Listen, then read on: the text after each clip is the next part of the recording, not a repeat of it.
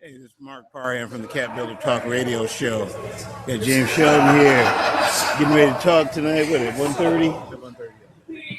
You're here today because of what? What brought you here to Yeah. Platform Summit? So, one of the things that we know is that America's economy has to move into the innovation economy in order to be successful.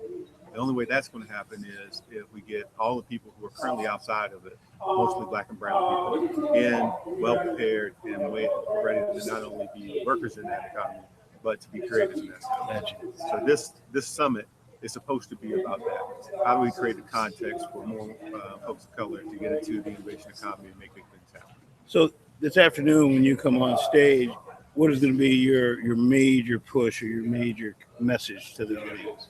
There are two things that I want to make sure that we walk away from today with. The first is that oftentimes when we think about boys and men of color, we don't associate them with, as I said, the technology sector and the innovation economy.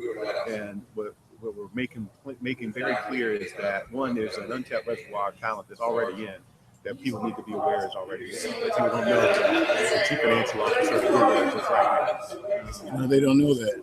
No, they have no idea. And so there are folks that are there already that have demonstrated that we bring value, that we can actually change the landscape for these companies. The second thing is then it says that we're not going to get there through traditional routes, that college is important, et cetera, but we also have other pathways.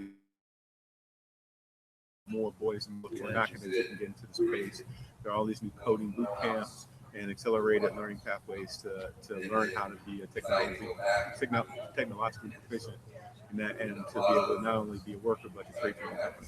So how does you mentioned that we were walking up My Brother's Keeper initiative? How does that tie in all of this? So that's, the president launched earlier this year in February the My Brother's Keeper initiative, specifically focused on bringing boys and men of color and showing them, one, the country cares about them, two, that we're willing to invest in their future.